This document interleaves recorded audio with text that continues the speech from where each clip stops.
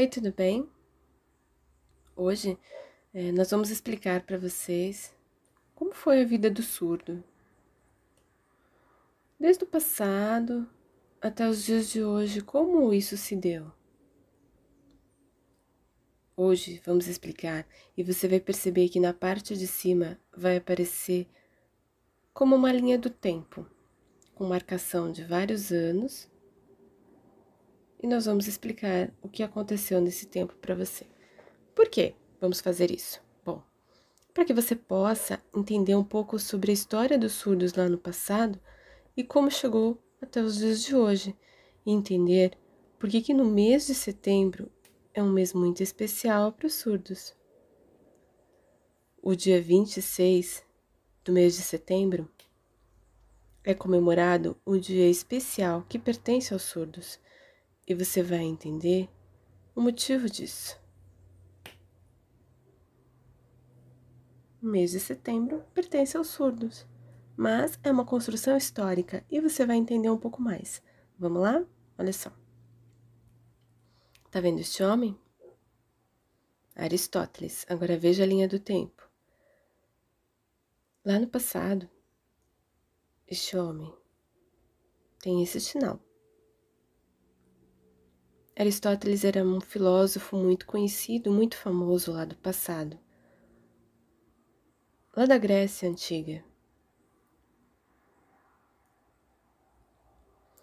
E ele afirmou algo que fazia muita diferença. Se uma pessoa não pode falar, não pensa. E se não pensa, não pode ser considerada humana. O que ele quis dizer com isso? Que uma pessoa que não falava também não raciocinava, não pensava. E ele afirmou isso para várias pessoas, e as pessoas acreditavam no que ele dizia, davam crédito a isso.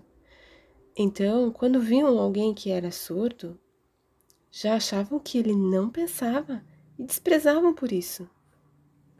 Naquela época, os surdos eram completamente desprezados.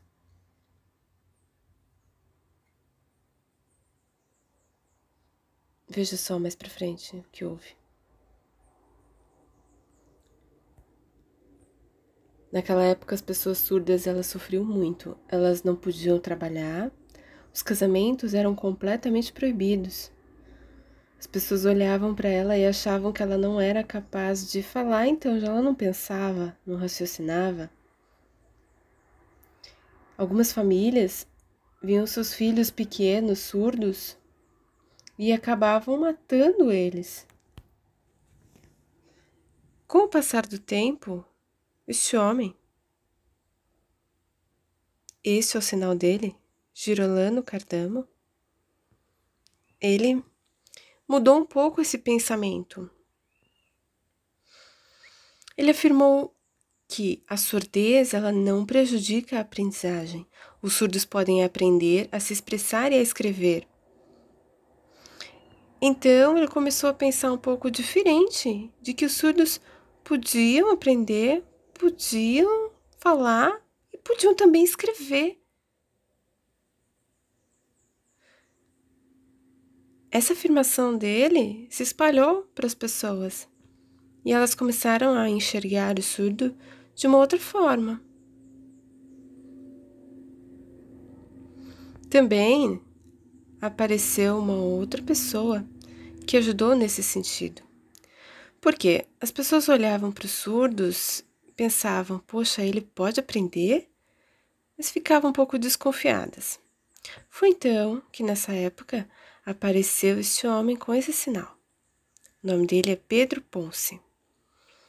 E ele teve uma outra ideia. Ele criou uma espécie de alfabeto com as mãos. Como que ele usava isso? Ele utilizava para ensinar os surdos na oralização. Era uma forma de ensiná-los a falar, a copiar a fala. Ele também fundou a primeira escola dos surdos. Sim, é isso mesmo. Lá na Espanha. Os surdos de lá podiam frequentar a escola e aprender a escrever, aprender a falar, a ler lábios. Era possível. Com o passar do tempo, ainda apareceu outra pessoa. Esse homem aqui, o nome dele é Charles Michael Lepé, com este sinal. Esse homem, ele pegou aquele alfabeto que tinha sido criado por Pedro Ponce, estudou um pouco mais profundamente aquele alfabeto, também os sinais, os gestos envolvidos. Ele ficou muito famoso por isso. Também ele ensinava os surdos, utilizando aquele alfabeto, né? Mas ele ensinava aqueles surdos a oralizar, a falar. E também ensinava-os a escrever. Ele ficou muito famoso por ajudar os surdos. Aqui no Brasil, mais ou menos no ano de 1857, Dom Pedro II, ele via as famílias dos nobres, né, pessoas ricas, abastadas, que tinham filhos surdos. Então ele pensava, poxa, como que ele vai crescer? E como ele vai cuidar dessa família? Então ele pensou e resolveu convidar um homem com esse sinal para vir aqui para o Brasil. Veja só a foto. Dom Pedro e Ernest White. Ele convidou o Ernest para vir aqui para o Brasil. Os dois juntos, eles construíram uma escola para surdos. Sim, a primeira aqui no Brasil. Este é o sinal. Essa escola fica no Rio de Janeiro. O Instituto Inis tem até os dias de hoje. O tempo continuou passando e o Instituto ensinava os surdos utilizando os sinais e utilizando a oralização. Mas com o passar do tempo, aconteceu na Europa um congresso e ali eles decidiram que o surdo não iria mais utilizar os sinais. É isso mesmo. Os sinais foram proibidos. Eles só podiam se comunicar utilizando a oralização. Os sinais foi proibido. Em alguns lugares, eles até mesmo amarravam as mãos dos surdos para que eles pudessem falar. E eles voltaram a sofrer bastante, porque eles eram treinados exaustivamente para falar. Mas calma, ainda vamos continuar contando com o passar do tempo. Então, de 1880 até 1993, durante esse período, os surdos não podiam sinalizar.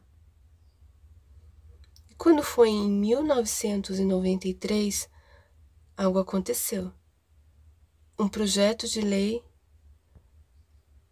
foi apontado na Câmara dos Deputados e eles discutiram sobre aquele assunto, de que os surdos podiam utilizar a língua de sinais. E quando foi no ano de 2002, a lei ela foi aprovada e os surdos podiam utilizar a língua de sinais livremente. Podiam aprender utilizando os sinais e podiam se comunicar por todo o Brasil utilizando a língua de sinais. O tempo continuou passando e no ano de 2005 também uma nova lei surgiu. Essa lei dizia o quê? Que os surdos tinham que estar incluídos no ensino regular. Os surdos, dentro do ensino regular, na escola, teriam um aprendizado utilizando a língua de sinais. Seriam ensinados e instruídos por meio dos gestos, da língua de sinais. E também uma outra novidade: teriam um profissional intérprete dentro da escola. Em cursos de pedagogia, também deveriam ser ensinados a Libras, a língua de sinais. A vida deles melhorou muito. Olha só, hoje, crianças pequenas que são surdas, elas estudam numa escola regular e têm o auxílio de um intérprete que explica tudo para elas em língua de sinais. Isso é ótimo.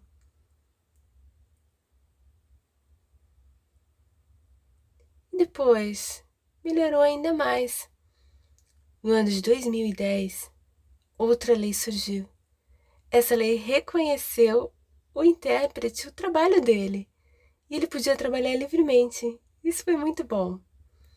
Esse profissional passou a ser reconhecido como profissão. Hoje, em vários lugares, existe a acessibilidade para os surdos. Eles podem ir em palestras, assistir discursos na universidade e nas próprias escolas, em vários lugares. É só necessário solicitar um profissional intérprete. Por quê? Porque agora é lei. O mês de setembro significa isso, recordar do passado, do sofrimento que eles tiveram, da proibição da Libras, até os dias de hoje, em que a Libras é livre. Eles podem utilizar para aprender e para se comunicar. Mas espera, a luta ainda não acabou. Os surdos permanecem ainda lutando. Como assim? Olha aí, esse cartaz. Eles ainda pedem a escola bilíngue. Como assim? O que significa isso? Significa que teriam uma língua escrita, que é a portuguesa, e a língua de sinais. As duas juntas, ensinadas dentro da escola. Então essa luta, gente, continua, tá bem? Tchau, tchau!